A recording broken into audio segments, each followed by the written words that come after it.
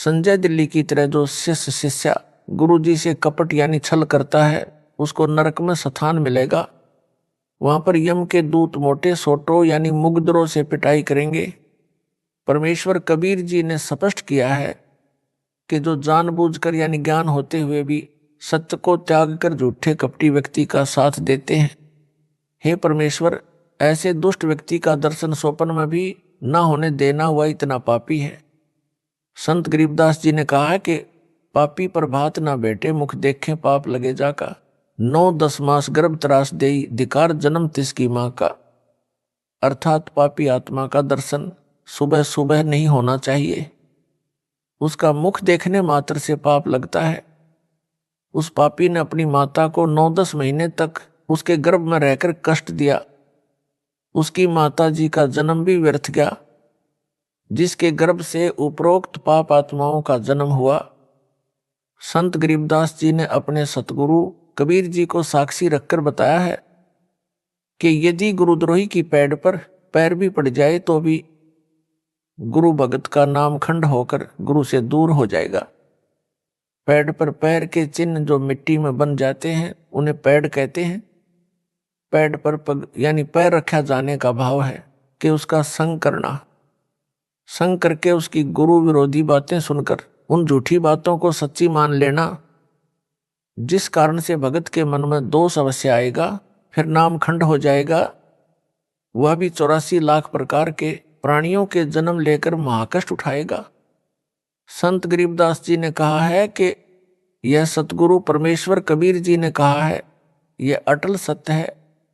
संत गरीबदास जी ने आगे कहा है कि ऐसे अगम अगाध सतगुरु, ऐसे अगम अगाध सदना सेऊ सम्मन तारे, गुरु द्रोही तो चुन चुन मारे, निंदत को नहीं दाद। अर्थात सतगुरु कबीर जी इतनी ऊंची शक्ति है कि उन्होंने सदना जैसे कसाई को भी अक्षमा करके नाम जपाकर पार कर दिया। सम्मन तथा उसके पुत्र महानेक आत्मा थे, उनको भी नाम जपाकर पार कर दिया, परंतु गुरुद्रोहियों के लिए क्षमा का स्थान उनके पास नहीं। गुरुद्रोहियों को चुन चुनकर मारता है तथा निंदत यानी गुरु की निंदा करने वालों को भी कोई राहत नहीं है। अब वे व्यक्ति विचार करें जो गुरुद्रोही संजय दिल्ली के सहयोगी बने हैं, इसका तो बेड़ा गर्क हो चुका है। अन्य जो इसके संग हैं उनकी दशा भी यही होगी। जो संजय दिल्ली गुरुद्रोही ने भूत निकालने का स्थान बना रखा है, ऐसे तो भारतवर्ष में लाखों हैं, सब ज्योति जलाते हैं। किसी की 21 दिन, किसी की 31 दिन, किसी की 51 दिन अपने आश्रमों में अनेकों ज्योति पात्र बनवा कर रखे हुए हैं। सतपकवानी यानी 7 प्रकार का भोजन, जिसमें हलवा खीर तो मुख्य होता है, बनाकर अपने इष्ट को भोग लगाते हैं। बाद में स्वयं उदर भरते हैं तथा आरती में आने वालों को बांटते हैं। किसी का मोक्ष नहीं होना। विशेष जिस भगत ने संजय दिल्ली को 1 एकड़ जमीन दान की है, यह दास की आज्ञा लिए बिना दी है जो व्यर्थ है। कबीर गुरु की आज्ञा आओ ही, गुरु की आज्ञा जावे, कह कबीर सो संत है, आवा गवन न सावे। भाई जो गुरु वचन पर डट गए, कट गए फंद 84 के, रैकट गए फंद 84 के। वस्तु मिली ठोर की ठोर, मिट गई मन पापी की दौड़। भरम मिटे मथुरा काशी के, भरम मिटे मथुरा काशी के। अर्थ स्पष्ट है कि कबीर जी ने कहा है कि गुरु जी की आज्ञा में चलने वाला भगत, वो भगत मती अपना मानव जीवन सफल कर लेता है। सतगुरु के बिना मन का भ्रम यानी शंका समाप्त नहीं हो सकता, चाहे कोई कितना ही चतुर बन ले। पीढ़ी सहित नरक में परी है, गुरु आज्ञा शिष्य लोप जो करी है। ऐसे शिष्य को ठहर ना ही, गुरु विमुख लोचत है मन माही। अर्थात जो शिष्य गुरु जी की आज्ञा को अनदेखा करता है, उसकी कई पीढ़ी नरक में उसके साथ गिरेंगी। ऐसे शिष्य को ठहर यानी सहारा नहीं मिलेगा, यानी उसका कोई बचाव नहीं होगा। गुरु से विमुख उल्टा चलने वाला काल प्रेरणा से मनमाना आचरण करता है। काल ब्रह्म उसके मन में सब विपरीत विचार रखता है। जैसे जिस ज्ञान के अधूरे गांठ के पूरे धनी ने काल प्रेरणा से गुरुद्रोही संजय दिल्ली को जमीन दी है, यह इस बात का प्रत्यक्ष उदाहरण है। जब दास को पता चला कि संजय साकट को एक भगत ने अपने गांव में 1 एकड़ जमीन दान की है, दास ने अपने प्रमुख सेवादारों से कहा कि उस भगत से संपर्क करो और समझाओ।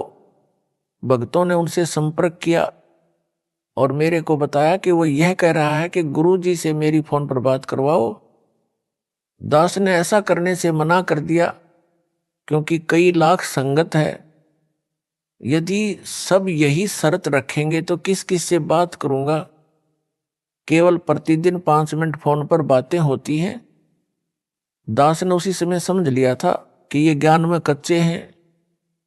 मेरे फोन पर बात करने से मना करने के पश्चात उस भगत को संजय दिल्ली की बात पर और दृढ़ विश्वास हो गया कि कमेटी वाले जानबूझकर बात नहीं करवाना चाहते।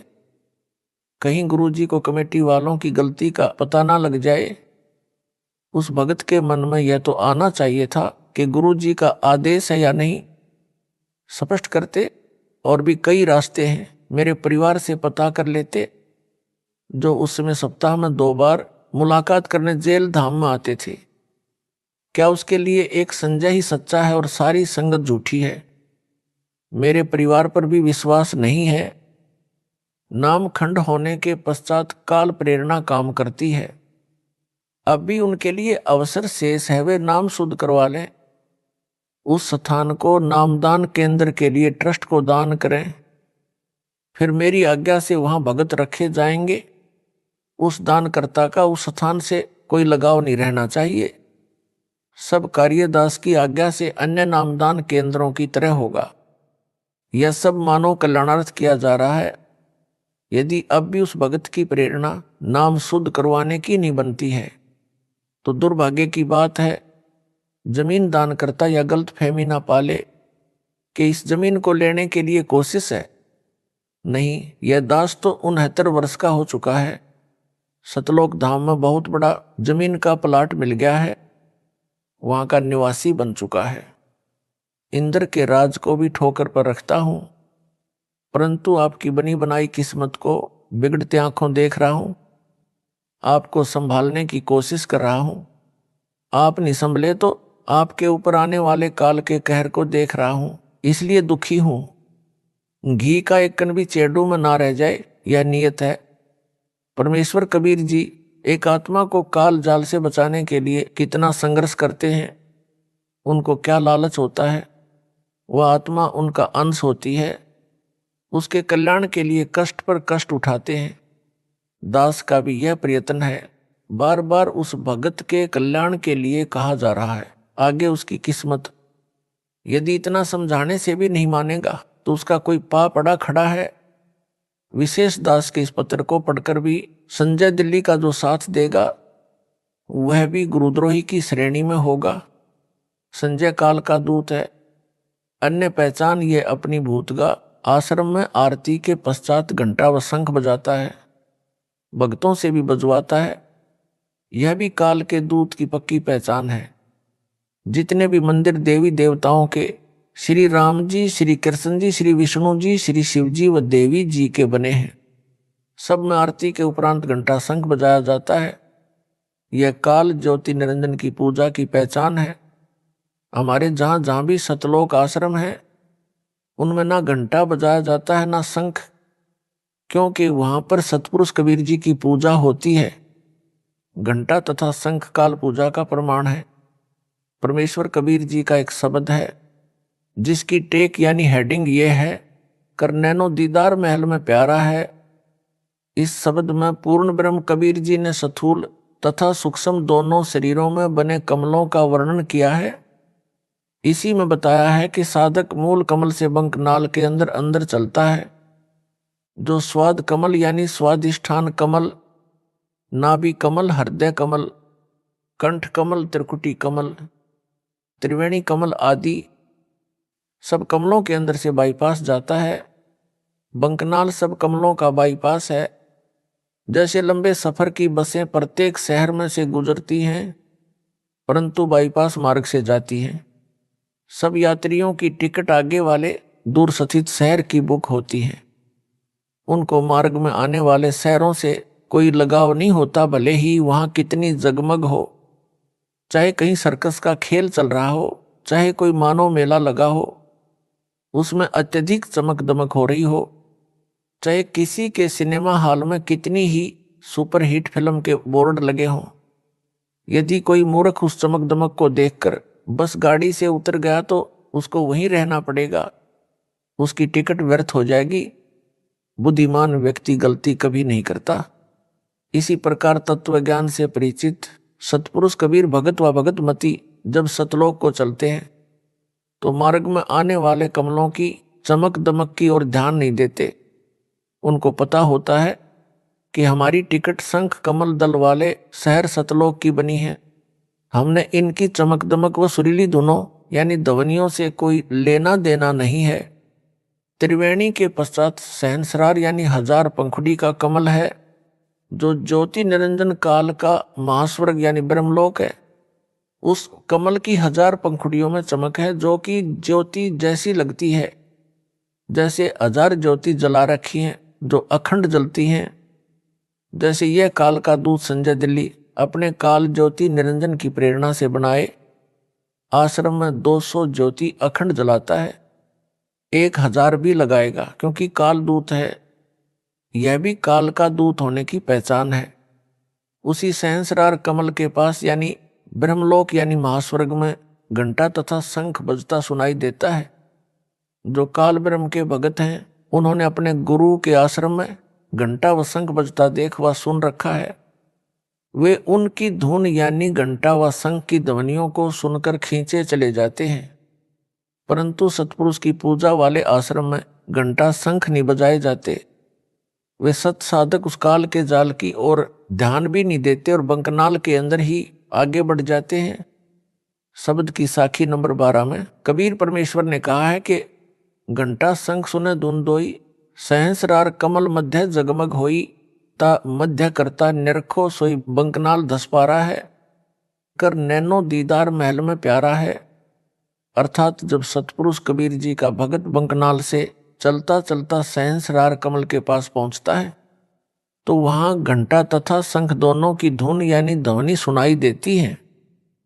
उस कमल में जगमग जगमग प्रकाश करता है जो 1000 पंखुड़ियों का है।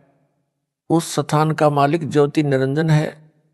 कबीर जी का भगत बंकनाल में आगे बढ़ जाता है, फिर अष्ट कमल को पार करके शंख कमल जिसमें पूर्ण ब्रह्म कबीर जी का निवास है उसमें चला जाता है यानी पार हो जाता है। बंकनाल एक नाड़ी है जिसमें रक्त नहीं बहता। जैसे रबड़ की पतली सी नली होती है जो मूल कमल से लेकर शंख कमल तक जाती है। भगत व भगतमती जो जिस सतर की साधना करते हैं वह इसी से होकर त्रिकुटी तक जाते हैं। त्रिकुटी से अपने अपने इष्ट धाम का मार्ग ग्रहण करते हैं। उनको पहले धर्मराज के दरबार में जाना पड़ता है। जो सतपुरुष कबीर जी के भगत हैं उनको धर्मराज दरबार में नहीं जाना पड़ता। वे अपने गुरु जी के रूप में त्रिकुटी पर बैठे सतगुरु को देखकर उनके पास चले जाते हैं। वहां से आगे गुरु जी लेकर चलते हैं। मार्ग में त्रिवेणी सहस्रार कमल आते हैं, फिर अष्ट कमल तथा शंख कमल में भगत व भगतमती जाते हैं। इस नाड़ी को बंकनाल इसलिए कहा है क्योंकि यह प्रत्येक कमल के साथ से टेढ़ी मेढ़ी जाती है। यह चित्र समझने में सहयोग करेगा। प्रसंग चल रहा है काल के दूत की पहचान का। इस उपरोक्त प्रकरण से सिद्ध हुआ कि संजय दिल्ली वाला काल का दूत है। काल वाली सब धार्मिक क्रियाएं करता व करवाता है। विशेष यहाँ पर यह बताना अनिवार्य समझता हूँ कि पवित्र कबीर सागर के अध्याय कबीर बानी में परमेश्वर कबीर जी ने 12 पंथों का वर्णन करते हुए कहा कि 12वें पंथ यानी संत गरीबदास जी वाले पंथ में हम ही आएंगे। दास उन्हीं का भेजा आया है। संत गरीबदास जी वाले पंथ से जुड़ा है। दास को 17 फरवरी 1988 को पूज्य गुरुदेव जी से दीक्षा प्राप्त हुई थी, इसलिए उस पंथ की क्रियाएं करना स्वाभाविक था। सन 1994 तक तो दास केवल जहां कोई गरीबदास का पंथी संत या भगत अमर ग्रंथ संत गरीबदास जी की वाणी का पाठ करता था उसमें पाठी या श्रोता बनकर जाता रहा। पाठ के समापन वाले दिन भोग लगने के समय वे लोग घंटा तथा शंख बजाया करते थे। जब गुरुदेव जी ने दास को मार्च 1994 ईस्वी को नाम दीक्षा देने की जिम्मेदारी दी, उसके पश्चात पाठ करने लगा। उसी प्रकार केवल पाठ के समापन पर भोग के समय घंटा तथा शंख बजाया करता था तथा 7 ज्योति जलाकर भोग के समय की आरती करता था। भोग लगने के समय आरती में 7 या 11 ज्योति तक जलाई जाती हैं। अधिकतर 7 ज्योति ही लगाते हैं। संध्या आरती में केवल 1 ज्योति ही जलाई जाती है, जो प्रारंभ से ही 1 ज्योति दास जलाता रहा है। अब भी 1 ज्योति ही जलाई जाती है। आरती में दास ने कभी घंटा व शंख नहीं बजाया, ना मेरे गुरुदेव जी बजाया करते थे। वे भी 1 ही ज्योति आरती में जलाया करते थे। दिसंबर 1996 तक पाठ का भोग लगने के समय घंटा तथा शंख बजाया जाता रहा। सन 1996 में 13 दिसंबर से 19 दिसंबर तक प्रथम खुला पाठ किया गया। दास ने अमर ग्रंथ की वाणी का सरलार्थ करके समझाया। यह गरीबदास पंथ का पहला अनुष्ठान था। उस समागम में पूज्य गुरुदेव जी अचानक आए थे। जैसा कि पूर्व में बताया है, मेरे गुरुदेव जी की आयु अधिक हो चुकी थी। वे पाठ भी नहीं करते थे। पंजाब आश्रम में भगत जन वर्ष में 1 बार उनका जन्मदिन मनाया करते थे। उस पर 3 दिन का पाठ वे स्वयं यानी भगत जन ही किया करते थे। वे भी घंटा तथा शंख भोग के समापन पर उसी तरह बजाते थे। परंतु जब गुरुदेव जी सन 1996 में दिसंबर वाले समागम में जींद हरियाणा में आए थे, पाठ के भोग के समय 19 दिसंबर को हमने घंटा व शंख बजाया। उस समय कुछ नहीं बोले। बाद में कहा कि आगे से घंटा व शंख नहीं बजाना, तेरा मार्ग भिन्न है, यह काल की पूजा का प्रतीक है। जब सतलोक को जाओगे तो मार्ग में सहस्रार कमल यानी काल निरंजन के लोक में घंटा तथा शंख अखंड बजता रहता है। यदि यहाँ पर भी यह क्रिया करते रहे तो जाते समय काल की ओर खींचे चले जाओगे। इसलिए यह घंटा तथा शंख नहीं बजाना है। मेरे आश्रम में जो भोग पर घंटा व शंख बजता है, यह मेरा आदेश नहीं है। वे भगत तत्व ज्ञान को समझने में रुचि नहीं रखते, इसलिए उनको मना नहीं किया। वे पार होने वाले नहीं है। तेरे से दीक्षा लेना भी मान बढ़ाई के कारण उचित नहीं समझते। ये फिर कभी मानव जन्म प्राप्त करेंगे, तब परमात्मा कृपा कर सकते हैं। दास ने उसके पश्चात पूज्य गुरुदेव की आज्ञा का पालन करना शुरू कर दिया। संजय साकट सब क्रिया मेरे रामपाल दास से विपरीत मनमाना आचरण कर रहा है।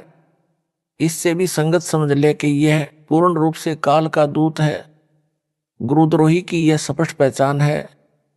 तिलक लगाना तिलक केवल गुरुजी को तथा गुरुजी परमेश्वर जी, दादा गुरुजी, संत गरीबदास जी के चित्रों यानी फोटो को लगाया जाना चाहिए। किसी भगत या भगतमती को तिलक नहीं लगाना चाहिए, न उन्होंने लगवाना चाहिए।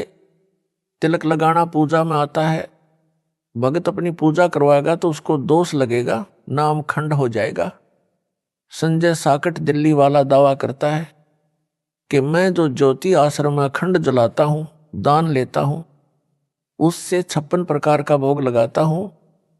हलवा व खीर का भोग भी प्रतिदिन तैयार करता हूँ। उसे आरती में आने वालों को बांटता हूँ।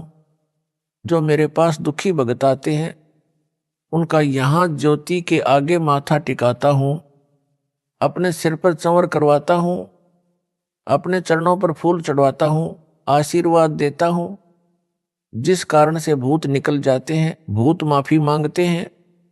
कई जनों का रोग ठीक हो गया। व्यापार में लाभ होता है, आदि आदि। इस पर दास का तर्क यह है, पाठकों ने पढ़ा है कि मेहंदीपुर बालाजी धाम भूतगा कैसे बना। वही क्रिया संजय दिल्ली कर रहा है।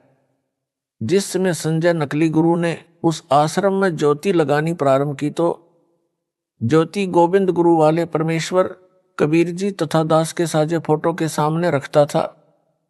स्वयं दूर बैठता था। जो भी भगत व भगतमती आते थे, वह गोविंद गुरु वाले फोटो के सामने जल रही ज्योति के आगे दंडवत प्रणाम करता था। यदि कोई भगत व भगतमती प्रेत बाधा वाला आता था तो उस ज्योति व फोटो के आगे दंडवत करता और चिल्लाने लगता, गुरुजी छोड़ दो, कभी नहीं आऊंगा या आऊंगी। कई महीने ऐसे चलता रहा, कईयों के रोग भी ठीक हुए, अन्य लाभ भी हुए। संजय ने विचार किया कि मेरी महिमा तो नहीं बनी। तब यह आशीर्वाद देने का ढोंग करने लगा और नकली गुरु का स्वांग बना लिया। ऐसे हैं वे झूठे गुरु।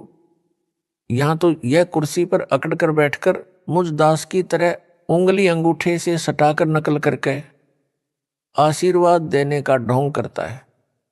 बोले श्रद्धालुओं को भ्रमित करता है कि मैं यानी संजय दिल्ली वाला आशीर्वाद देता हूं, इससे भूत निकलते हैं, रोग ठीक होते हैं, अन्य लाभ होते हैं। परंतु जो मेहंदीपुर में बालाजी का आश्रम है उसमें तो केवल ज्योति जगती है। हनुमान जी की मूर्ति है, मूर्ति जड़ है, वह आशीर्वाद नहीं दे सकती। फिर भी वहां जाने वाले बताते हैं कि हमारे भूत निकल गए। कोई कहता है कि मुझे कैंसर थी, बालाजी मेहंदीपुर में ज्योति चढ़ाने, स्वामणी का प्रसाद चढ़ाने मात्र से रोग ठीक हो गया। कोई कहता है कि मेरा व्यापार ठप था, मेहंदीपुर बालाजी में मत्था टेक कर धो खाने से, प्रसाद चढ़ाने से व्यापार में लाभ शुरू हो गया। यह दास राजस्थान प्रांत में चुरू जिले के गांव सालासर में बने छोटे से हनुमान मंदिर में जाया करता था। उस मंदिर के बनने की भी यही कथा है। जैसे मेहंदीपुर में मंदिर बना है, यहां सालासर में एक हनुमान भगत था, उसने उसी प्रकार इसकी स्थापना की थी। वहां जाने वाले भी कहते हैं कि भूत तो नाक रगड़ते ही हैं। व्यापार में बरकत, घर में बरकत, रोग ठीक होते हैं, निसंतानों को संतान मिलती है। यहां तक बताने वाले मिलते थे कि मेरे को कैंसर थी, यहां तीसरी बार आया तो स्वस्थ हो गया। उस मंदिर में भी एक मूर्ति रखी है, ज्योति जलाई जाती है, कोई आशीर्वाद देने वाला भी नहीं है। सब वही लाभ हो रहे हैं जो संजय दिल्ली वाला गुरुद्रोही बताता है। दास यह बताना चाहता है कि कैंसर से भयंकर दीर्घ रोग जन्म मरण का है। यह जन्म मरण का रोग वर्तमान में मुझ दास के बिना ठीक नहीं हो सकता। चाहे विश्व में सब स्थानों पर ज्योति जलवा दो, संजय साकट जैसों से कितने ही आशीर्वाद ले लो, जो लाभ अन्य स्थानों पर होते हैं वे तो दास से रूंगे यानी फ्री में होते हैं। मुख्य लाभ तो पूर्ण मोक्ष मिलता है। दास की आज्ञा से कमेटी ने देश भर में लगभग 500 नामदान केंद्र भिन्न भिन्न शहरों में बना रखे हैं। प्रत्येक में एक एक अखंड ज्योति जलती है। जो नए भगत वहां नाम दीक्षा लेने जाते हैं, यदि किसी को प्रेत बाधा होती है तो वह वहां ज्योति व गुरु गोविंद वाले फोटो के सामने नाक रगड़ता है, उसकी प्रेत बाधा तो समाप्त होती ही है, साथ में अन्य सब लाभ भी मिलते हैं तथा जन्म मरण का असाध्य रोग भी समाप्त होता है। जिन भक्तों ने संजय दिल्ली को जमीन दी है उनको पाप लगा है। उन्हें चाहिए था दास से आज्ञा लेकर नामदान केंद्र बनाते, उसमें दास अपने विश्वास का भगत रखता तो वहां के भक्तों का कल्याण होता। जमीन दान करने वालों को महापुण्य मिलता है। यह तो कसाई वाला हत्था यानी बूचड़ खाना बनवा दिया, कोरा पाप मोल जमीन देकर ले लिया। जमीन देने वाले भक्तों को मृत्यु के बाद भी इस स्थान का पाप लगता रहेगा। जब तक यह हत्था चलता रहेगा वह पाप इनकी किस्मत में चित्रगुप्त के पास लिखा जाता रहेगा। यदि ये भगत दास की आज्ञा से केवल नाम दान के लिए जमीन देते तो इनको मृत्यु के उपरांत भी पुण्य लाभ मिलता रहता। जब तक यह कल्याण केंद्र चलता, यह संसार समझदा नहीं, कहंदा शाम दोपहरे नू, गरीबदास ये वक्त जात है, रोवोगे इस पहरे नू। कुछ नए भगत ऐसे भ्रमित हुए। संजय साकट दिल्ली एक ही बात पर जोर दे रहा है कि कमेटी वाले दान के पैसे को धर्म ज्योति जलाना, हलवा खीर बनाना में नहीं लगाते, अपनी जेब में रख लेते हैं। जब इसको ये 1 एकड़ जमीन मिली तो इसने प्रपंच शुरू किया। भक्तों से 11 ज्योति के 4500 रुपये दान लेकर यह सिद्ध करने लगा कि कमेटी वालों को माध्यम बनाकर मेरे को मूर्ख बेईमान सिद्ध करता है। तो एक ज्योति के 2100 रुपये लेते हैं और ज्योति भी नहीं लगाते, सब रुपये स्वयं रख रहे हैं। मैं इस आश्रम में प्रतिदिन जो ज्योति जलाऊंगा, प्रत्येक दानकर्ता का नाम ज्योति पात्र पर लिखूंगा, प्रतिदिन हलवा तथा खीर का भोग लगाऊंगा, 56 प्रकार के भोग प्रसाद प्रतिदिन लगाऊंगा, जिसमें काजू बादाम किशमिश मनुखा दाख पिस्ता फल आदि भी सब प्रकार के होंगे। इसको कहते हैं ज्ञान का टोटा। गुरु मूर्ख तथा शिष्य महामूर्ख, बोले तथा दास के ज्ञान को ठीक से ना समझे हुए भगत प्रभावित हुए कि सही बात है, सब दान हमारे सामने लगेगा। ये विचार करके इस पाखंडी अज्ञानी संजय को भक्तों ने दिल खोलकर दान देना शुरू किया। इसने वैसा ही करना शुरू कर दिया। प्रत्येक ज्योति पात्र पर नाम लिखकर अखंड ज्योति जलाने लगा, प्रतिदिन हलवा खीर बनाने लगा, दास के सत्संगों को स्पीकर पर चलाने लगा, सब फोटो भी हमारे रख लिए। बोली संगत उस मूर्ख के जाल में फंस गई। विवेचन दास का पहले तो संजय साकट के द्वारा कोई भी दान धर्म क्रिया करवाना भगत मती को कोई लाभ ही नहीं देगा, क्योंकि इसको दास ने कोई भी क्रिया करने की आज्ञा नहीं दे रखी। गुरु के स्थान पर अन्य को दान देना व्यर्थ है। रेही की जमीन में बीज डालना है। यह आप भगत जन सत्संग में भी बहुत बार सुनते रहे हो। इस पाखंडी के मूर्खता वाले यानी शास्त्र विधि त्याग कर मनमाने आचरण करने से तो क्या लाभ मिलेगा। आपको बताता हूं कि सतयुग में राजा अम्बरीश हुए थे। उसने अपने गुरु के द्वारा मर्यादित यज्ञ की थी, जिसमें 100 मन यानी 4000 किलोग्राम गाय या भैंस का घी प्रयोग किया जाता था, जिसमें हवन यज्ञ धर्म यज्ञ भोजन हलवा खीर 56 प्रकार का भोग प्रसाद बनता था आदि की जाती थी। इसके अतिरिक्त धर्म यज्ञ में आए हजारों लाखों ब्राह्मणों को भोजन कपड़े तथा एक लागड़ दूध वाली गाय व उसका बच्चा दान में दिया जाता था। राजा अम्बरीश ने ऐसी हजारों यज्ञ करवाई, सिद्धि भी आ गई, रोग भी दूर रहा। राजा अम्बरीश स्वर्ग गए, वहां लाखों वर्ष स्वर्ग में अपने दान का फल भोगा। फिर त्रेता युग में उसी यज्ञों के फल से राजपद भी मिला। वह अम्बरीश वाली आत्मा राजा जनक रूप में जन्मी। राजा जनक वाले जीवन काल में भी अनेकों महायज्ञ अपने गुरु की देखरेख में की। उन शास्त्र विधि अनुसार की यज्ञों से वह आत्मा विमान में बैठकर स्वर्ग गई। मार्ग में एक नरक से 12 करोड़ जीवों को भी आधे धर्म कर्मों यानी पुण्यों का संकल्प करके निकलवा कर स्वर्ग ले गए। स्वर्ग में अपने दान धर्म से किए यज्ञों का फल स्वर्ग में लाखों वर्ष भोग कर कलयुग में वही आत्मा सिख गुरु श्री नानक जी के रूप में जन्मी। उस जीव का कल्याण सतगुरु कबीर जी की शरण में आने से हुआ। जो दास से उपदेशी हैं वे सतगुरु शरण में हैं। जो भोले ज्ञान के अधूरे गांठ के पूरे पैसे वाले उस पाखंडी संजय दिल्ली के पास जाकर उस मूर्ख के बहकावे में आकर ज्योति आदि का दान धर्म कर रहे हैं, वह लंडरू अज्ञानी संजय दिल्ली उनको क्या देगा। जब ऊपर बताई यज्ञों से जन्म मरण चक्र बना रहा, जिसमें हवन यज्ञ में हजारों किलोग्राम घी स्वाहा किया, हजारों किलोग्राम घी हलवे खीर आदि 56 प्रकार के भोग प्रसाद में लगाया। पुराणों में लिखा है कि राजा जनक ने 1000 यज्ञ 100 मन घी धर्म में लगाकर की थी, फिर भी जन्म मरण समाप्त नहीं हुआ। संजय दिल्ली के माध्यम से भ्रमित भगत सारी आयु में भी ज्योति अखंड जलवाएं तो भी 10 क्विंटल घी प्रयोग नहीं हो सकता, और जितना पैसा घी तथा अन्य 56 भोग में लगेगा वह व्यर्थ है, क्योंकि गुरु बिन दान व्यर्थ है। उनको तथा उस नकली धोखेबाज को पशु योनि मिलेगी। आप तो सतगुरु शरण में आकर नरक वाले मार्ग पर जा रहे हो, मोक्ष में खो रहे हो।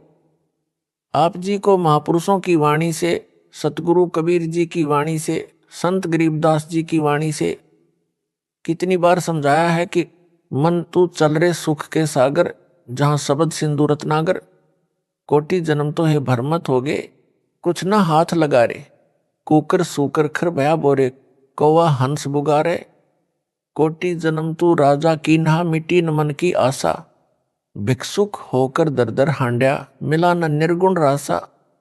यानी गुप्त भेद गुप्त ज्ञान नहीं मिला। इंद्र कुबेर ईश की पदवी, ब्रह्मा वरुण धर्मराया, विष्णु नाथ के पुरखों जाकर फिर भी उल्टा आया। यह शब्द आपको मेरे सत्संगों में पूरा सुनने को मिलेगा। यूट्यूब पर दास का नाम बोलने से सब सत्संग आपको सुनने को मिलेगा। फिर शब्द के अंत में लिखा है कि सतगुरु मिले तो इच्छा मेटे, पद मिल पदे समाना, चल हंसा उस लोक पठाऊं, जहां आदि अमर अस्थाना। चार मुक्ति जहां चंपी करही, माया हो रही दासी, दास गरीब अभय पद पर से, मिले राम अविनाशी। अर्थात राजा अम्बरीश वाली आत्मा ने तो मर्यादा में रहकर गुरु द्वारा धर्म कर्म करवाए थे। स्वर्ग तो चली गई, आप तो पाखंडी के फंसे हो, कुछ भी हाथ नहीं लगेगा। अभी अवसर है, अपना नाम शुद्ध करवाकर जन्म सफल करो। आप तो राजा अम्बरीश की तरह चक्कर काट कर मोक्ष समय में पहुंचे हो, अब गलती ना करो। संजय दिल्ली का अज्ञान, संजय साकट दिल्ली कुतर्क देकर मुझ दास के तत्व ज्ञान को जो 9 मन सूत सुलझाकर सीधा किया है, उसको उलझाने का व्यर्थ प्रयत्न करता हुआ कहता है कि रामपाल को ज्ञान नहीं है।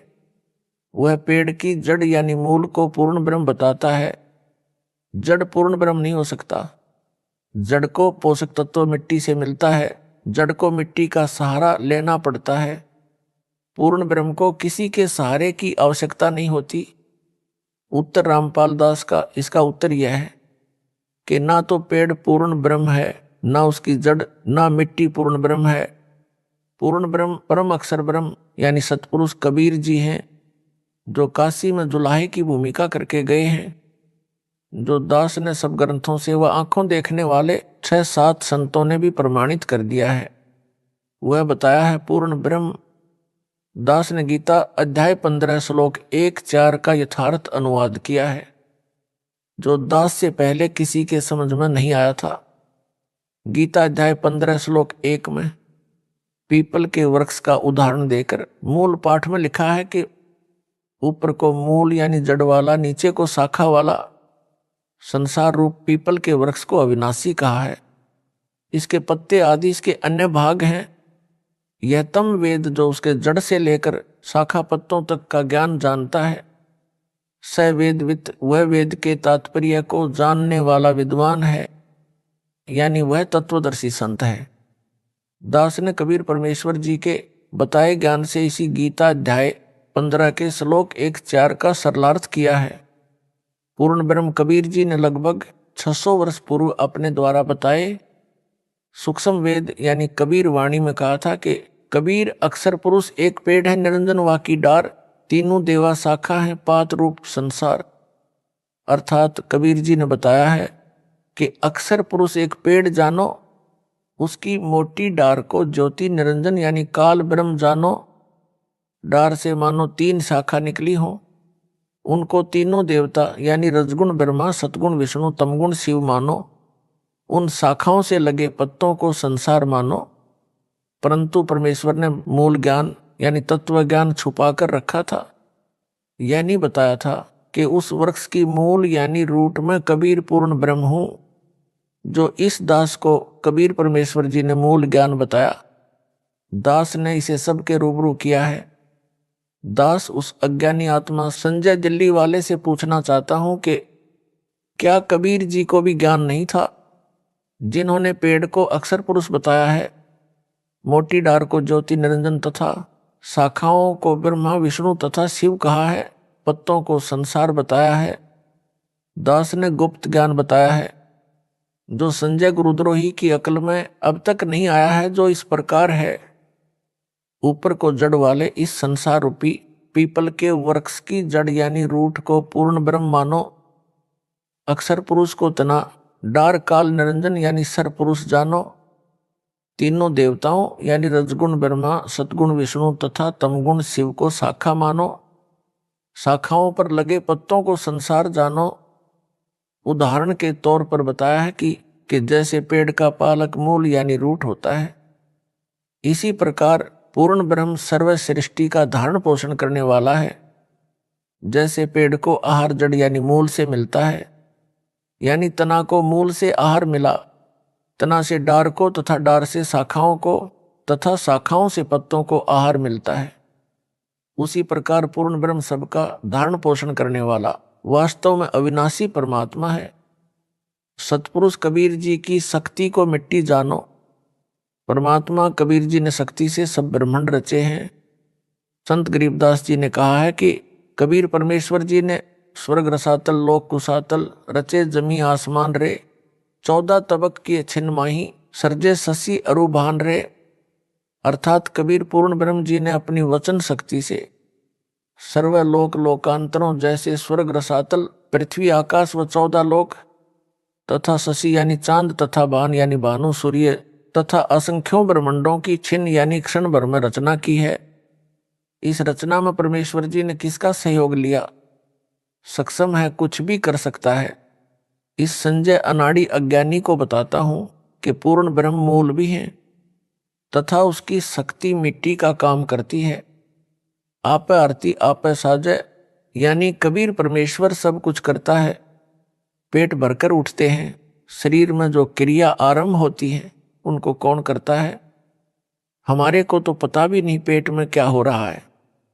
उस आहार को परमात्मा कबीर जी की शक्ति पचाती है, भिन्न भिन्न धातु बनाती है, रक्त वसा आदि कितने तत्व बनते हैं, यह वह शक्ति करती है। सारे कच्चे पक्के भोजन को पेट में पुनः पकाया जाता है। ना चूल्हा है ना लकड़ी है, सब परमात्मा की शक्ति करती है। मानो खाना खाकर सो जाता है, पेट में सब कार्य होता रहता है। इसे किसके सहारे की आवश्यकता पड़ी? परमात्मा की शक्ति सारे सिस्टम को चलाती है। वैज्ञानिक भौतिक विचारधारा के हैं, ये कुछ भी तर्क दें, वह अध्यात्म विज्ञान के तुल्य नहीं हो सकता। जैसे मीराबाई भगतमती को मारने के लिए विष पिलाया गया था, वह मरी नहीं। वैज्ञानिक इसे मानने को तैयार नहीं। परमात्मा ने नरसिंह रूप धारण करके प्रहलाद भगत की रक्षा की, हिरण्यकशिपु को मारा।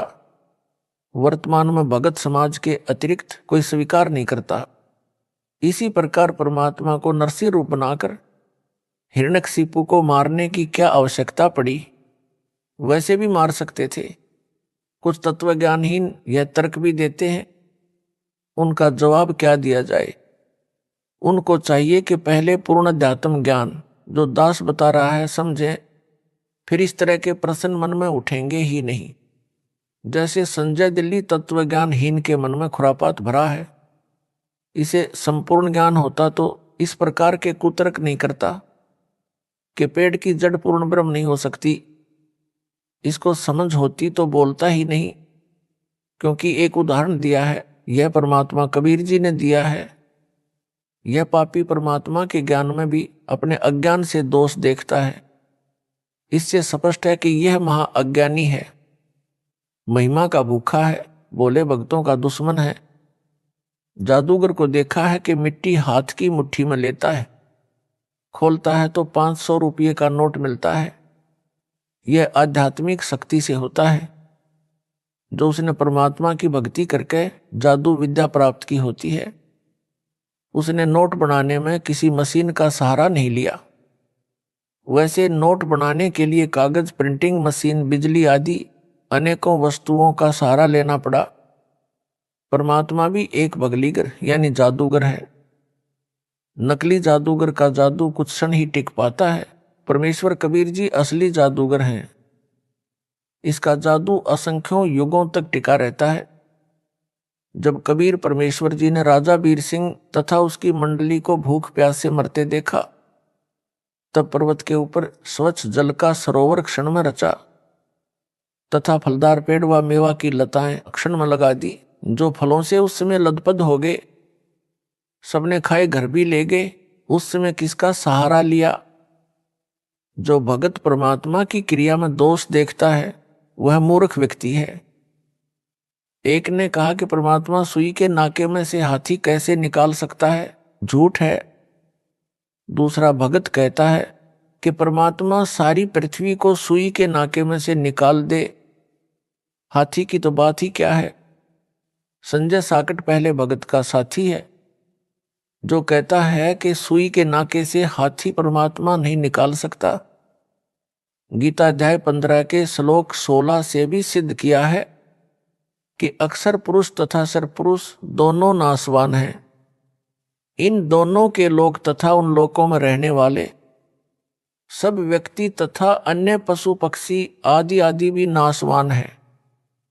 केवल आत्मा सबकी अविनाशी है। यह गीता अध्याय 15 श्लोक 16 का सरलार्थ है। गीता अध्याय 15 श्लोक 17 का सरलार्थ इस प्रकार है। उत्तम पुरुष पुरुषोत्तम यानी सर्वश्रेष्ठ प्रभु तो उपरोक्त दोनों पुरुषों यानी प्रभुओं से अन्य ही है, जिसे परमात्मा कहा जाता है, जो तीनों लोकों में प्रवेश करके सबका धारण पोषण करता है। वह वास्तव में अविनाशी परमेश्वर है। तत्व ज्ञान यानी मूल ज्ञान यानी गुप्त ज्ञान में उसका नाम लिखा है। वह नाम कबीर साहब यानी कबीर देव है, जो सतयुग में सत सुकृत नाम से प्रकट हुआ था, त्रेता युग में ऋषि मुनिंदर के नाम से प्रकट हुआ था, द्वापर युग में करुणा में संत के नाम से प्रकट हुआ था, तथा कलयुग में कबीर नाम से प्रकट हुआ था। कबीर सतयुग में सत सुकृत कह टेरा, त्रेता नाम मुनिंदर मेरा, द्वापर में करुणा में कहाया, कलयुग नाम कबीर धराया। संजय दिल्ली कहता है कि कबीर साहब अलग हैं, कबीर देव अलग है। यह है इसका मूल ज्ञान। गुप्त ज्ञान है जो गलत है, इसको तत्व ज्ञान ही नहीं है। इसीलिए हुआ बाई बकता है। जो पाती पंच का अर्थ 5 ज्योति कर सकता है, उसे कबीर साहब व कबीर देव को भिन्न भिन्न करते क्या शर्म लगेगी। यह बेशर्म ढीठ अज्ञानी है जो अर्थों के अनर्थ करके भोले भक्तों को भ्रमित करके अपना स्वार्थ सिद्ध कर रहा है। आप भी नरक जाएगा। वे भ्रमित भगत जो इस मूर्ख को तत्वदर्शी संत मानकर इसकी जय बुलाते हैं, इसके ऊपर चंवर करते हैं, वे भी इसके साथ नरक में जाएंगे। यह गुप्त भेद दास ने खोला है। यह तत्व ज्ञान है। इससे भिन्न जो तत्व ज्ञान कहकर जनता को भ्रमित करेगा, वह परमात्मा का दोषी व झूठा व्यक्ति है। उसका बताया तत्व ज्ञान नहीं अज्ञान है। संजय दिल्ली अपने आश्रम में दिन रात वाणी चलाता है। यह सब पाखंड भोले भक्तों को लुभाने मूर्ख बनाने के लिए करता है। कहता है कि यदि मैं काल का दूत होता तो क्या गुरुजी के सत्संग की वाणी दिन रात चलाता। इसका उत्तर पहले बता दिया है कि यह काल का दूत है। वाणी मेरे सत्संग की इसलिए चलाता है कि मेरी आवाज सुनकर भक्त खींचे चले आए और उनको अपने अज्ञान से कुतर्क देकर भ्रमित करके अपने काल वाले ग्रुप में मिला लूं। यह अमर वाणी का अपमान है। यदि कोई मोबाइल में आरती या अन्य प्रतिदिन सुबह दोपहर करने वाले पाठ को चलाकर स्वयं अन्य कार्य करे, मोबाइल चल रहे स्थान से बाहर भीतर आता जाता रहे और वाणी पर ध्यान नहीं रखे और कहे कि आरती कर ली तो व्यर्थ है, वाणी बोली जा रही है उस पर ध्यान रखने से लाभ होता है। जैसे दास के आदेश से भारतवर्ष में लगभग 500 नाम दान केंद्र खोल रखे हैं। सब में एक एक अखंड ज्योति जलती रहती है। सब में भगत सुबह दोपहर तथा शाम को स्पीकर या मोबाइल में या मौखिक तीनों समय के पाठ करते हैं। कुछ समय सत्संग भी चलाते हैं। साधना चैनल पर जो शाम को 7:30 से 8:30 बजे तक सत्संग चलता है उसे सुनते हैं। यह वाणी का लाभ उन्हें मिलता है। प्रत्येक अनुयायी अपने अपने घरों में पूजा स्थल पर सुबह शाम ज्योति जलाता है जो घंटों जलती है। तीनों समय के पाठ करते हैं। समय मिलता है तो मोबाइल में सत्संग चलाकर ध्यान से सुनते हैं। यह वाणी सुनने का लाभ भी उनको मिलता है। वाणी का लाभ पशु पक्षियों कीट कीड़ों मकोड़ों को भी मिलता है, चाहे वे समझ भी नहीं सकते। परंतु दिन रात चलाने से लाभ के स्थान पर हानि होती है। जैसे छोटे बच्चे को माता पिता दूध पिलाते हैं जिससे बच्चे के शरीर का विकास होता है, यदि उसको बार बार जबरदस्ती दूध पिलाएंगे तो वह रोगी हो जाएगा। इसलिए समय समय पर दूध पिलाना लाभदायक होता है। जैसे रोगी को डॉक्टर दवाई खाने को देता है, उनको खाने का समय भी बताता है, सुबह शाम आदि। यदि रोगी को मिनट मिनट में दवाई खिलाई व पिलाई जाए तो उसकी मृत्यु हो जाएगी। इसी प्रकार वाणी को समय पर चलाए सुने तो ही अच्छा है, लगातार चलाना ढोंग व व्यर्थ है। मेरे भक्तों के घरों, दुकानों व यात्रा के समय गाड़ियों में हल जोतने वालों तथा ट्रैक्टर से जमीन संवारने वालों की जेबों में मोबाइल में वाणी चलती है। वे ध्यान से सुनते भी हैं और कार्य भी करते हैं, परंतु लगातार नहीं, कुछ समय सुनकर मोबाइल को बंद कर देते हैं। कोई भी कथा या बातें हैं, वे कुछ समय सुने तो उसका असर ठीक होता है। या डोंगी कहे कि हम वाणी सुनते भी हैं, कार्य भी करते रहते हैं। दास यह कहेगा कि आप रात्रि में सो जाते हो, तब कैसे सुनते हो, हठयोग करता है। इस डोंगी ने आश्रम में एक अलग कक्ष बना रखा है। उसमें भक्तों को विशेष योग आसन की मुद्रा में बैठाकर सुमिरन करने को कहता है और स्वयं भी उसी प्रकार उसमें बैठकर सुमिरन करता है। वाणी फिर भी चलती रहती है। सुमिरन खाक करता करवाता है। न सुमिरन का लाभ, क्योंकि इसका नाम खंड है। जिनको यह मूर्ख बनाकर अपने जाल में फंसाए हुए है, उन भक्तों को भी सुमिरन का कोई लाभ नहीं मिलेगा, क्योंकि उन्होंने गुरु तज कर आन को यानी अन्य को भजा है। यानी गुरु जी के बताए सहज सुमिरन को छोड़कर हठयोग को अपनाया है तथा ज्योति के लिए रुपये दिए हैं या वैसे दान में रुपये दिए हैं, वह भी संजय दिल्ली के आदेश से। इस कारण उनका नाम खंड है। अब सुमिरन करके दान देकर भी जीवन नष्ट होगा, क्योंकि भक्ति मार्ग में बहुत सावधानी रखनी पड़ती है ताकि नाम खंड ना हो जाए। काल ज्योति निरंजन का पहला काम है हमारे अनुयायी का नाम खंड करवाना, फिर वह काल का हो जाता है। परमेश्वर से कोई लाभ उसे नहीं मिलता। परमेश्वर कबीर जी ने गरीबदास जी महाराज जी को बताया है कि अनंत कोटि बाजी जहां रचे सकल ब्रह्मांड, गरीबदास मैं क्या करूं काल करे जीव खंड। अर्थात हे गरीबदास मैं इतना सक्षम हूं कि मैंने अनंत करोड़ रचना की है तथा सब ब्रह्मांडों को मैंने रचा है, परंतु काल जीव का नाम खंड करवाकर मेरे से दूर कर देता है, जिस कारण से मैं उस आत्मा का कल्याण नहीं कर सकता। उनको चाहिए कि अपनी गलती की क्षमा याचना करें तथा दास की आज्ञा लेकर किसी निकट के नामदान केंद्र पर जाकर पुण्य उपदेश लेकर नाम शुद्ध करवाएं, अपना जीवन धन्य बनाएं और फिर इस पाखंडी के पास भूलकर भी ना जाएं। यह काल का पक्का दूत है। जो सुमिरन करने की विधि दास ने बताई है उसी प्रकार सुमिरन करें, जो भक्ति का विधान है। सब ग्रंथों व संतों की वाणी में प्रमाण है। गीता अध्याय 8 श्लोक 7 में कहा है कि हे अर्जुन, तू युद्ध भी कर और सुमरण भी कर, यानी काम भी कर सुमरण भी कर। यजुर्वेद अध्याय 40 मंत्र 15 में कहा है कि ओम नाम का सुमरण कार्य करते करते सुमरण कर, विशेष कसक यानी तड़फ के साथ सुमरण कर, मानव जन्म का मूल कर्तव्य जानकर सुमरण कर। कबीर परमेश्वर कपड़ा भी बुनते थे तथा सुमरण करने का अभिनय भी करते थे। वे बताना चाहते थे कि भगत को काम करते करते भी सुमरण करना चाहिए। जो कार्यालयों में काम करते हैं तथा जो विद्यार्थी हैं, वे जब भी समय मिले सुमरण करें। संत गरीबदास जी ने कहा है कि नाम उठत नाम बैठत नाम सोवत जागरे, नाम खाते नाम पीते नाम सेती लागरे। अर्थात नाम का जाप कार्य करते करते भी करते रहो और समय मिले तो बैठकर भी सुमरण करो। सोने के लिए लेटो तो सुमरण करो, जब तक नींद ना आए सुमरण करो। जागो तो भी कुछ श्वास सुमरण में अवश्य लगाओ। परंतु एक स्थान पर विशेष योग आसन लगाकर सुमरण ना करो, वह हठ योग है। परमेश्वर कबीर जी ने स्वामी रामानंद जी को समझाया। जो योग आसन की मुद्रा में बैठकर हठ योग से ध्यान लगाता था तथा नाम सुमरण किया करता था, उसको कबीर जी ने समझाया कि ज्यों के त्यों ही बैठे रहो, तज आसन सब योग, अर्थात विशेष योग आसन की बजाय जैसे सामान्य तरीके से बैठते हैं वैसे बैठकर सुमिरन करो।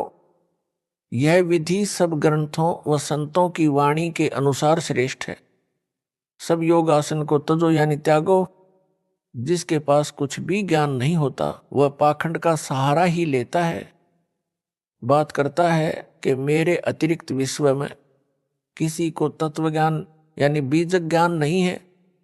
ऐसे पापियों के लिए संत गरीबदास जी ने कहा है कि गरीब भेषों के लश्कर फिरें, बाणी चोर कठोर, सतलोक धाम न पहुंचेंगे ये 84 के डोर।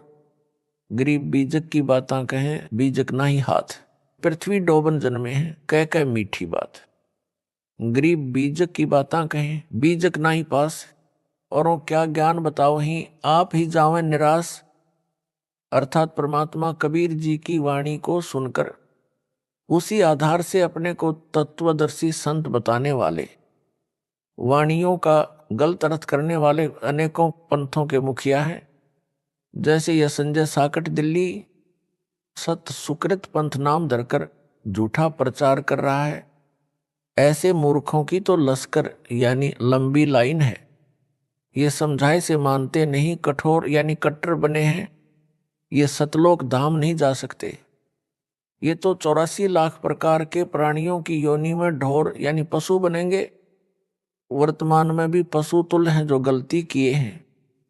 फिर कहा है कि जैसे यह संजय साकट अपने को तत्वदर्शी संत कहता है और झूठ बोलता है कि मेरे को तत्व ज्ञान है, मूल ज्ञान गुप्त ज्ञान है, रामपाल को भी नहीं है।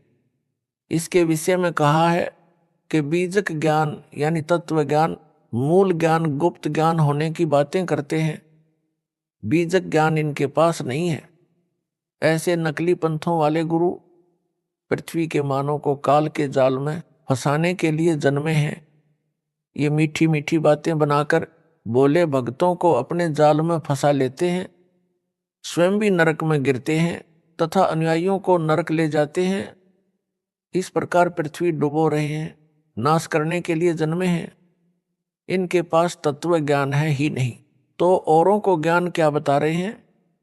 ये स्वयं ही निराश जाएंगे, मानव जन्म अपना भी नष्ट करके नरक में जाएंगे। संजय दिल्ली कहता है कि न तो महेंद्र दास का भाई भजन स्मरण करता है, न कमेटी के सदस्य, न रामपाल की संगत का कोई भगत और भगतमती स्मरण करती है। सब निंदा लड़ाई झगड़ा करते रहते हैं। यह अपने उस ढोंग को मजबूत करने के लिए ऐसी बकवाद करता है जो यह एक कमरे में एक विशेष योगासन पर बैठकर मूर्ख बनाता है और अपने पीछे लगाए रखना चाहता है। यह तर्क देता है कि सुमरण तो ऐसे होता है जैसे मैं यानी संजय करता हूं, ऐसा रामपाल की सारी संगत करती नहीं, इसलिए वे सुमरण तो करते नहीं और काम करते हैं। दास इसीलिए तो इसको अज्ञानी व काल का दूत कहता है कि यह मेरी बताई सुमरण विधि में वो अन्य क्रियाओं में दोष निकालता है। जो सारी संगत मुझ दास रामपाल दास की बताई शास्त्र प्रमाणित विधि से सुमरण व अन्य क्रियाएं कर रही है। इसका उत्तर यदि यह साकट संजय दास भी अन्य संगत की तरह भजन स्मरण कर लेता तो इसके मन में यह दोष उत्पन्न ही नहीं होता और यह गुरुद्रोही की पदवी प्राप्त नहीं करता। अपना कल्याण करवाना ही उद्देश्य रखता, गुरु मर्यादा में चलता जन्म सफल कर लेता। संजय साकट दिल्ली अपने गुरु दास की क्रियाओं में दोष निकालता है। कहता है कि कमेटी वाले जो दास रामपाल के विश्वास पात्र हैं, उनके विषय में कहता है कि जो कमेटी वाले हैं वे 2100 रुपये एक ज्योति के लेते हैं। 1 किलोग्राम देसी घी जो 600 रुपये का आता है, शेष कमेटी वाले अपनी जेब में रख लेते हैं। भगत व भगतमती जो दान करते हैं दास की आज्ञा से करते हैं। ये देखना मेरा काम है कि वह दान में आया पैसा कहाँ जा रहा है। आपने मेरे को दान किया है, यदि वह गलत प्रयोग होगा तो पाप मुझे लगेगा, आपको इसका पूरा लाभ मिलेगा। यह साकट संजय कौन होता है? मेरे अनुयायियों के किए दान की देखरेख करने वाला। उसने आज तक 2 रुपये दान नहीं किए हैं। मैं यानी संजय 4500 रुपये में 11 ज्योति जलाता हूं। इसका उत्तर यह है, इसके द्वारा जलाई ज्योति व लगाए भोग से कोई लाभ दानकर्ता को नहीं होना। बाढ़ में धन जलाने वाली बात है। एक ज्योति में दास 1.25 किलोग्राम देसी घी का हवन करवाता है। यदि घी 600 रुपये प्रति किलोग्राम माने तो भी 1.25 किलोग्राम घी की कीमत 750 रुपये हुई। यह 11 ज्योति 4500 रुपये में लगाता है तो निर्धारित घी की मात्रा 1.25 किलोग्राम प्रति ज्योति के हिसाब से पूरी नहीं होती।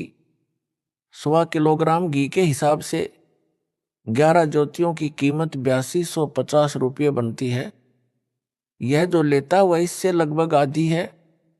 अधूरा यानी ओछा व्यक्ति अधूरे काम ही करता है। जैसे 1 एकड़ जमीन में 40 किलोग्राम गेहूं का बीज बोना निर्धारित मात्रा है जो पूरा लाभ देता है। यदि कोई 1 एकड़ जमीन में 20 किलोग्राम गेहूं का बीज डालने की राय किसान को देता है तथा तर्क देता है कि रामपाल तो 40 किलो गेहूं डालने को कहता है, वह आधे गेहूं अपने घर ले जाता है। मैं यानी संजय 20 किलो ही डलवाता हूं। देखो पूरा लाभ थोड़े से बीज से दिला देता हूं। यह तर्क कितना गलत है, भगत जन स्वयं विचार करें। यह अधिकारी भी नहीं है, जिस कारण से उसके द्वारा करवाए गए अनुष्ठान का कोई लाभ नहीं मिलना। बिना अधिकारी से करवाया गया धार्मिक अनुष्ठान व्यर्थ बताया है। कबीर गुरु बिन माला फेरते, गुरु बिन देते दान। गुरु बिन दोनों निष्फल हैं, देखो वेद पुराण। कबीर गुरु की आज्ञा आवही, गुरु की आज्ञा जाए। कहें कबीर सो संत हैं, आवागमन नसाए। गुरु बिन दान पुण्य जो करही, मिथ्या होए कब हो नहीं फल ही। गुरु बिन होम यज्ञ नहीं कीजे, गुरु की आज्ञा माही रहीजे। गुरु से ही सदा हित जानो, क्यों भूले तुम चतुर स्यानो। अर्थात अपने गुरु के अतिरिक्त किसी को दान नहीं देना चाहिए, वह दान फल नहीं देता। गुरु के अतिरिक्त अन्य किसी को दान नहीं देना चाहिए, ना ही कोई पुण्य कर्म धार्मिक कर्म करवाना चाहिए। गुरु का आज्ञाकारी भगत सफल होता है, वह सही भगत है। उसका आवागमन यानी जन्म मरण का चक्र समाप्त हो जाएगा। गुरु जी की आज्ञा से सर्वधर्म कर्म करो। दास की आज्ञा से ज्योति व पाठ के रुपये मेरे द्वारा नियुक्त विश्वास पात्र भगत लेते हैं, लिखते हैं, दास को बताते हैं, आशीर्वाद लेते हैं, तब उस धर्म कर्म को करते हैं जो सबको यथार्थ लाभ देता है। हे चातुर व्यक्तियों, क्यों स्याने बनकर यथार्थ भक्ति मार्ग को भूले हो। गुरु से ही सदा अपना हित मानो, यानी गुरु जी से ही धर्म कर्म करवाना ही हितकर यानी लाभदायक है। इसी में अपना हित यानी भला जानो। दास 69 वर्ष का हो चुका है। सतलोक जाने से पहले जो क्रियाएं संगत ने करनी है उनका अभ्यास करवा रहा हूं। इसी बात का डर था कि इस संजय जैसे जालिम संगत को पथ भ्रष्ट न कर दें। इसकी तरह नकली गुरु बनकर संगत को काल जाल में न डाले। जो यह मेरे सामने ही बकवाद कर रहा है, गुरु बनकर आशीर्वाद देने लगा है, यह काल प्रेरित है, काल का दूत है, इससे बचो। जो भगत व भगतमती इतना सतर्क करने के पश्चात भी इसके पीछे लगे हैं, उनको कैसे बचाया जाए और कौन सा ज्ञान समझाया जाए। उनको तो यह संदेश है जो संत गरीबदास जी ने कहा है कि चेतावनी में तो कसर नहीं छोड़ी और क्या देऊं गारी। भोली आत्माओं को काल के दूतों से बचाने के लिए संत गरीबदास जी ने ढेर सारी वाणी अमृत ज्ञान बोला, फिर भी काल के दूतों से चिपके हैं। उनसे दुखी होकर कहा है कि तुम ज्ञान से नहीं मानते, तो क्या तुम्हें गाली दूं यानी नरक जाने से बचो। अज्ञानियों को छोड़कर पूर्ण संत से दीक्षा लो। गरीब चातुर प्राणी चोर हैं, मूड मुगध हैं ठोठ, संतों के नहीं काम के, इनको दो गल जोट। संजय दिल्ली चातुर प्राणी है, यह मेरे ज्ञान को चुराकर कपट युक्त तर्क देकर चतुरता दिखाता है, सत्य को छुपाता है। इसलिए संत गरीबदास जी ने ऐसे व्यक्ति को चातुर व चोर कहा है। तथा जो मेरे भगत व भगतमती इसके जाल में फंसे हैं, वे मूढ़ यानी मूर्ख, मुगध ठोठ यानी पत्थर हैं। ये संतों के काम के नहीं होते, इनको दो गल जोट। इन दोनों को संजय व उसके साथ लगे मेरे भक्तों को एक ही रस्से से गले बांध दो, अर्थात ये दोनों नरक में जाने योग्य हैं। ये समझाने से भी नहीं मानते, ये इसी के साथ रहने योग्य हैं, दोनों इकट्ठे पशु बनेंगे। यह परमात्मा का विधान बताता है। जो गुरु मर्यादा तोड़कर भक्ति तथा धार्मिक क्रियाएं करते करवाते हैं, उनको आध्यात्मिक लाभ नहीं मिलता, जिस कारण से ये सब के सब पशु योनियों में जाते हैं। संजय दिल्ली का उद्देश्य है कि मेरे भोले भक्तों को मेरे द्वारा लिखी पुस्तकों को कमेटी वालों द्वारा लिखी बताकर मेरे ज्ञान में दोष निकालना और अपने संपर्क में आए मेरे भक्तों को भ्रमित करके अपने को विद्वान सिद्ध करना है। यह चतुरता करता है। मेरा नाम नहीं लेता कि उनकी लिखी पुस्तक में यह त्रुटि है, कमेटी वालों का नाम लेता है। इसको पता है कि यदि रामपाल का नाम लिया तो तेरी एक बात नहीं सुनेंगे। यह साकट एक पुस्तक तो लिखे, पता चले कि इसका तत्व ज्ञान मेरे से भिन्न कौन सा है। दास ने अनेकों पुस्तकें लिखी हैं, छपाई कमेटी वालों ने है, जिनको मैंने आज्ञा दे रखी है। उनमें से एक जीने की राह पुस्तक भी है, उसमें एक वाणी लिखनी रह गई, उसका अनुवाद लिख दिया। इस संजय साकट ने त्रुटि निकाली कि देखो कमेटी वालों ने यह पुस्तक लिखी है, इसमें वाणी का अर्थ गलत किया है। उन भ्रमित भक्तों ने मेरी बेटी के पास फोन किया। उसने अपनी बेटी को फोन दिया और कहा कि यह भगत भाई कोई गलती बताता, इसको समझा। मैंने जेल से प्रतिदिन की तरह फोन किया तो बेटी बहुत दुखी थी। कहा कि एक भगत भाई का फोन आया, वह बहुत गुस्से में था। मैंने पूछा किस बात पर। बेटी ने बताया कि यह नई पुस्तक जो आपकी लिखी छपी है, जीने की राह, इसमें कुछ गलती बता रहा था। कह रहा था कि इस वाणी का अर्थ गुरुजी यह बताते हैं, इसमें अन्य लिखा है। यह सब उन कमेटी वाले भक्तों ने लिखी है। नाम गुरुजी का लिख दिया। मेरी धोती ने फोन लिया और सब डिटेल से मुझे बताया। उसका स्पष्टीकरण इस प्रकार है। पुस्तक जीने की राह को सर्वसंगत ने तथा अन्य बुद्धिजीवी मानव ने बहुत पसंद किया तथा अपने अपने मोबाइल फोनों में डाउनलोड किया। एक एक दिन रात में 2 लाख पुस्तकें डाउनलोड की गई। एक दिन रात में तो 2,50,000 पुस्तक डाउनलोड होने का रिकॉर्ड बना था। मैंने अपनी बेटी व धोती को समझाया कि बेटी, यह भगत अपना विवेक खो चुका है। यह संजय दिल्ली पागल कुत्ते ने काट रखा है, यह भी पागल हो चुका है। यह अब यही भाषा बोलेगा, अन्य को काटने को दौड़ेगा।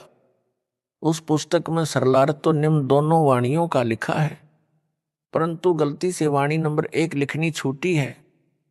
उसमें यह उल्लेख है, वाणी नंबर 1, कबीर कथा करो करतार की, सुनो कथा करतार, काम कथा सुनना नहीं, रखो नेक विचार। वाणी नंबर 2, कबीर कथा करो करतार की, सुनो कथा करतार, आन कथा सुनना नहीं, कहे कबीर विचार। अर्थात कबीर जी ने कहा है कि परमात्मा की चर्चा करो, परमात्मा की चर्चा सुनो, काम कथा यानी अश्लील बातें ना सुनो, नेक विचार रखो। वाणी नंबर 1 का अर्थ परमात्मा की कथा सुनो, परमात्मा की कथा यानी चर्चा करो। इसके अतिरिक्त जो भी बातें करते हो, सुनते हो, वह व्यर्थ है। ये कबीर जी ने विचार व्यक्त किए हैं। उस भ्रमित भगत ने कहा कि इस वाणी में, वाणी नंबर 2 में जो जीने की राह में अंकित है, वाणी नंबर 1 लिखनी रह गई है।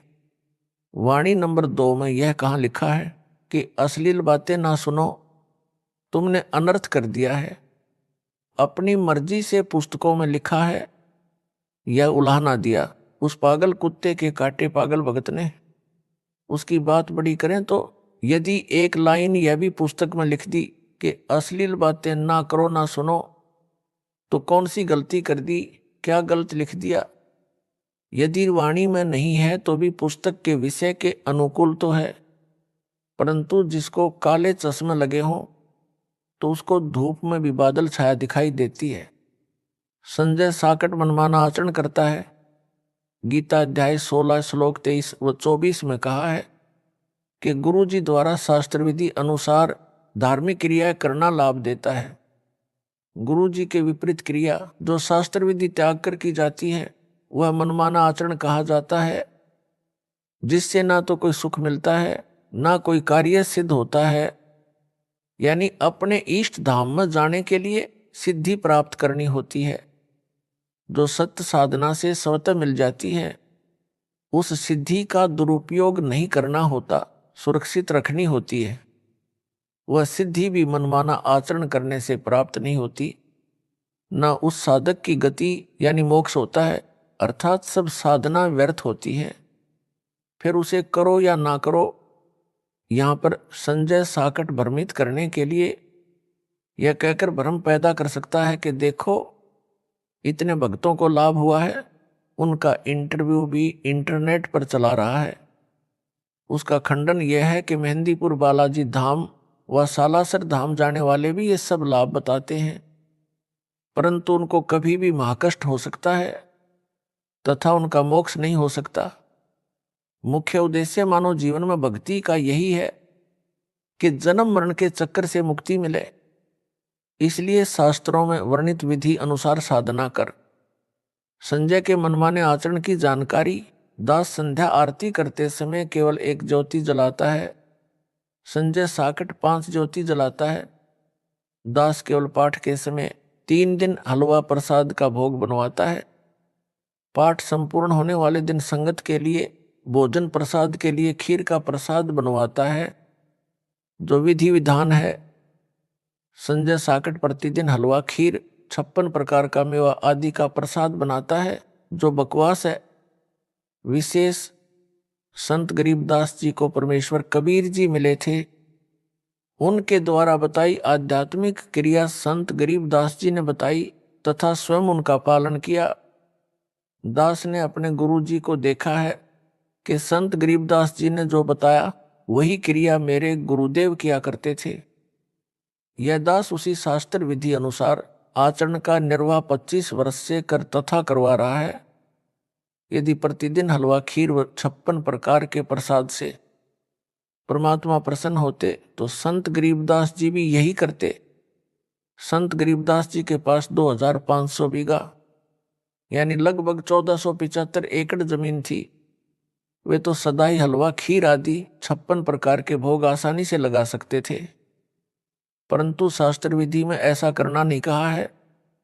संत गरीबदास जी अपने जीवन काल में वर्ष में केवल एक दिन अपना बोध दिवस मनाते थे, जिस दिन उनको परमेश्वर कबीर जी गांव छुड़ानी के जंगल में बाबा जिंदा के रूप में फाल्गुन महीने की चांदनी दवास को मिले थे। फाल्गुन महीने की शुक्ल पक्ष द्वादशी को मनाते थे। जो ग्रंथ संत गरीबदास जी ने लिखवाया था, उस हाथ से लिखे ग्रंथ का पाठ भी उन्होंने अपने सामने प्रारंभ करवाया था। 3 दिन पाठ चलता था, जो वर्तमान तक परंपरा चली आ रही है। तीनों दिन हलवा प्रसाद बनाया जाता था। सतपुरुष व सतगुरु के लिए 2 कटोरियों में भोग निकालकर भोग अलग रखा जाता था।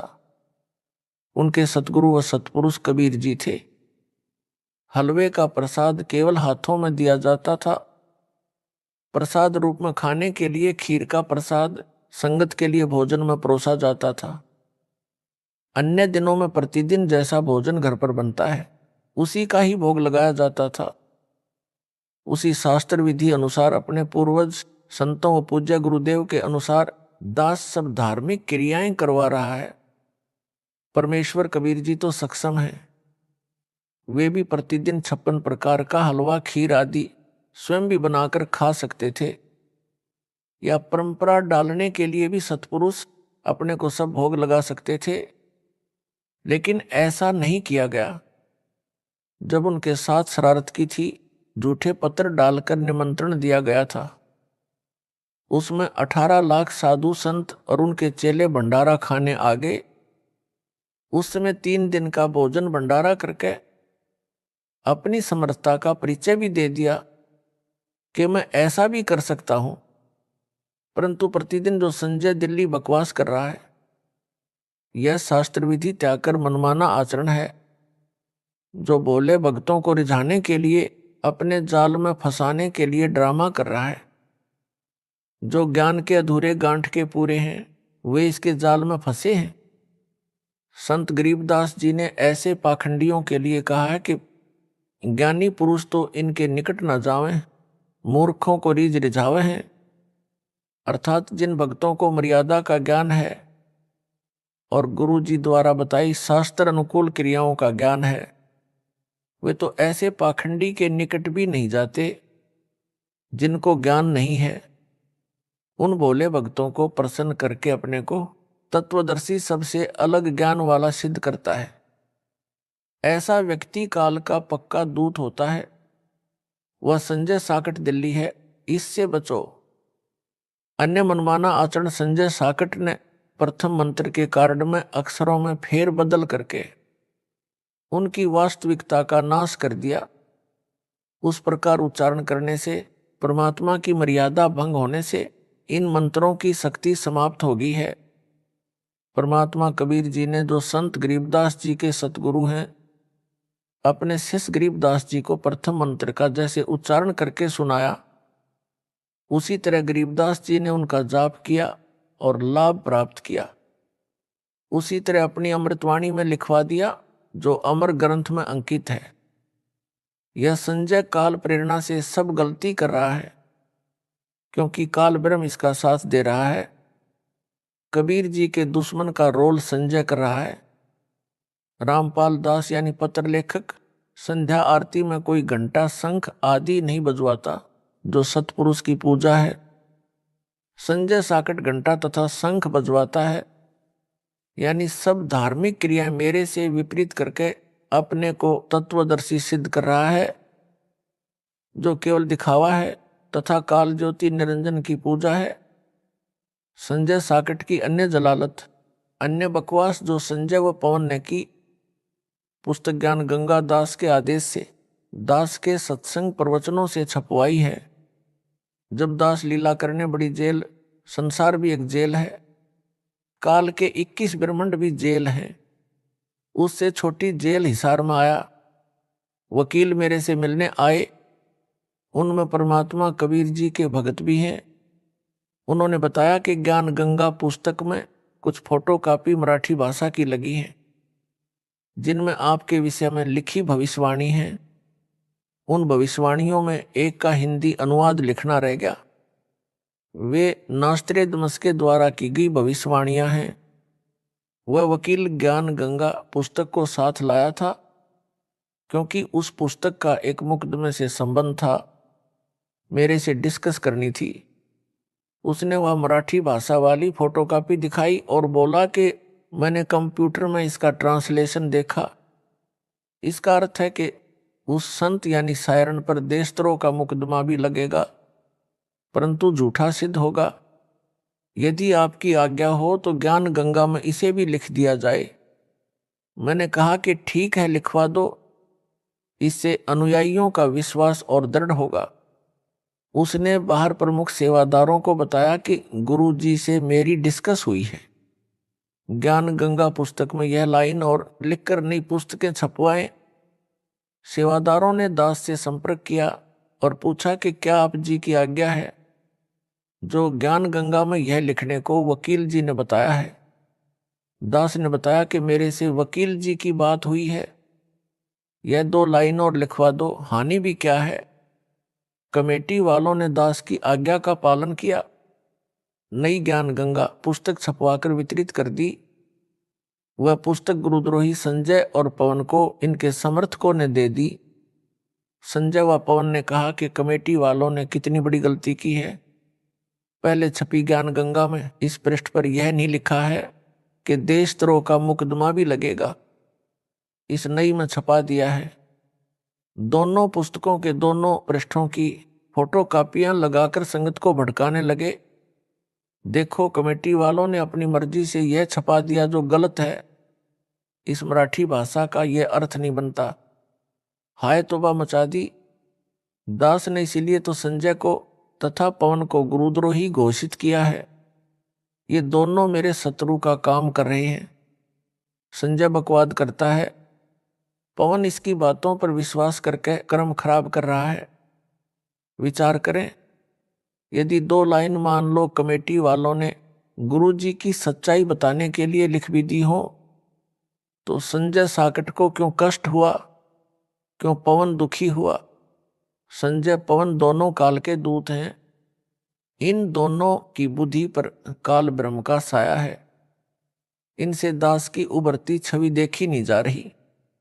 आग लग जाती है इनके हृदय में। पवित्र कबीर सागर में एक अनुराग सागर अध्याय है। उसमें लिखा है कि कबीर जी ने अपने शिष्य धर्मदास जी को बताया है कि हे धर्मदास, काल ब्रह्म यानी ज्योति निरंजन से मेरा विवाद हुआ। जब मैं सतलोक से चलकर काललोक में प्रवेश हुआ, तब यह मेरी शक्ति देखकर डर तो गया, माफी भी मांगी। मेरे से पूछा कि आप किस लिए आए हो? मैंने बताया कि तूने पूर्ण ब्रह्म यानी सतपुरुष का नामो निशान मिटा रखा है, अपने को जगत का कर्ता बता रखा है। तेरे पुत्रों ने भी अपने को जगत कर्ता बताकर मानव को भरमाया है। संत गरीबदास जी ने कहा है कि गरीब मूला माया मग में बैठी, हंसा चुन चुन खाई, ज्योति स्वरूपी कहे निरंजन में ही करता बाई। एक ना करता दो ना करता नौ ठहराए भाई, 10वां भी धुंधर में मिलेगा सत कबीर दुहाई। मैं तेरी असलियत बताऊंगा, कबीर नाम से यथार्थ भक्ति मार्ग यानी पंथ चलाऊंगा, सतपुरुष का ज्ञान प्रचार करूंगा। कबीर परमेश्वर जी उस समय अपने पुत्र सहज दास के वेश में थे। कबीर जी कभी अपने पुत्र जोगजीत यानी जोग संतान के रूप में भी काल ज्योति निरंजन के लोक में आते हैं, इसलिए अपने को छुपाकर लीला किया करते हैं। सब जीव उस सतपुरुष की आत्मा है। यहां तूने उन सबको कुत्ते गधे सूअर आदि बनाकर महाकष्ट दे रखा है। इनको सुख सागर सतलोक का ज्ञान बताऊंगा, निज नाम देकर तेरे जाल से मुक्त करवाऊंगा। तब काल ने मेरे से कहा था कि यदि तू एक कबीर पंथ चलाएगा, मैं अपने दूत भेजकर 12 नकली कबीर पंथ चलाऊंगा। इनके अतिरिक्त और अनेक नकली पंथ अपने दूत भेजकर चलाऊंगा, सब जीवों को भरमाऊंगा।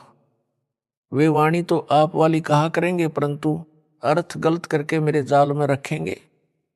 हे धर्मदास, मेरे पृथ्वी पर आने के पश्चात ज्योति निरंजन काल ने अपने प्रमुख दूतों को बुलाया तथा कहा कि मेरा दुश्मन कबीर मृत्यु लोक यानी पृथ्वी लोक पर गया है। वह कबीर नाम से पंथ चलाएगा। तुम पृथ्वी पर जन्म लो, उसका विरोध उसी के पंथ में घुसकर करो।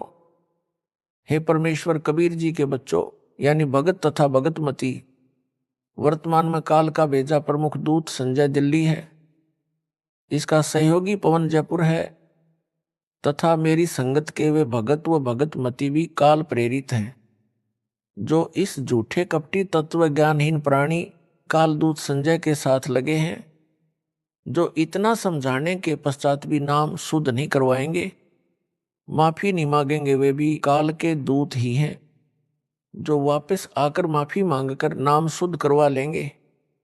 वे परमेश्वर कबीर जी के हंस व हंसनी हैं यानी भक्तात्माएं हैं। यदि उन भक्तों व भगतमतियों को काल के दूत वाली झूठी बातों पर विश्वास है कि दान का पैसा सही उपयोग नहीं हो रहा है, तो वे नाम शुद्ध करवाकर भक्ति करें, दान ना करें। जो भी दान करना है उस पैसे को अलग रखते रहो। ज्योति स्वयं जलाओ चाहे अखंड जलाओ।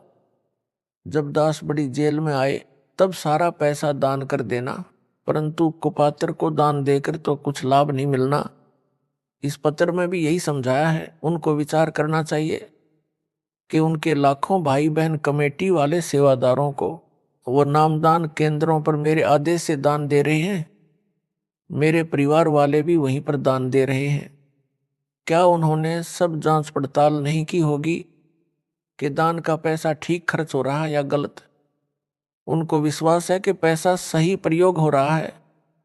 आपको भी विश्वास करना चाहिए। सत साहिब।